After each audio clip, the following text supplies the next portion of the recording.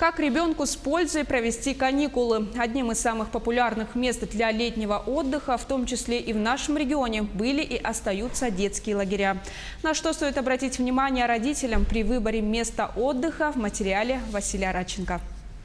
Детские лагеря летнего отдыха существуют уже давно. И с течением времени требования к ним изменились. В современном мире родители обращают внимание не только на то, как проходит досуг и социализация детей в коллективе, но и на то, как учреждение организовывает образовательную подготовку ребят и не обходит вниманием вопрос оздоровления. Что из себя представляет летний лагерь в Якутии сегодня, мы решили узнать на примере центра отдыха «Сосновый Бор» в столице. Качественно меняется содержание детских оздоровительных лагерей.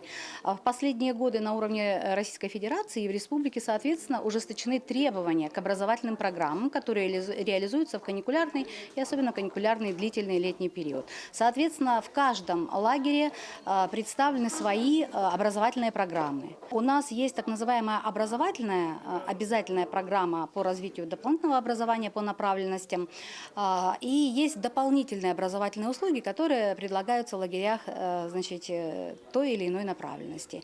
И вот за эти дополнительные образовательные услуги, конечно, родители доплачивают. Центр ведет подготовку по нескольким направлениям. Для образования детей проводят различные кружки, готовят ребят к следующему учебному году и в целом расширяют кругозор. К оздоровлению подходят с разных сторон, как через спорт, так и с помощью медицинских специалистов и психологов. Ну и куда без различных экскурсий и поездок на природу. Меняется время, меняются требования, условия. На данный момент Wi-Fi зоны у нас обозначены в санаторных лагерях. Например, на территории Соснового Бора Wi-Fi есть. У нас идет тенденция по благоустройству наших стационарных лагерей, благоустроенные туалеты, душевые кабины, чего 10 лет назад практически не было, да? Сейчас требования другие, дети привыкли к комфорту и, соответственно, требования предъявляются достаточно серьезные к стационарным лагерям. Но в свою очередь Роспотребнадзор обращает внимание, не каждое учреждение одобрено ведомством.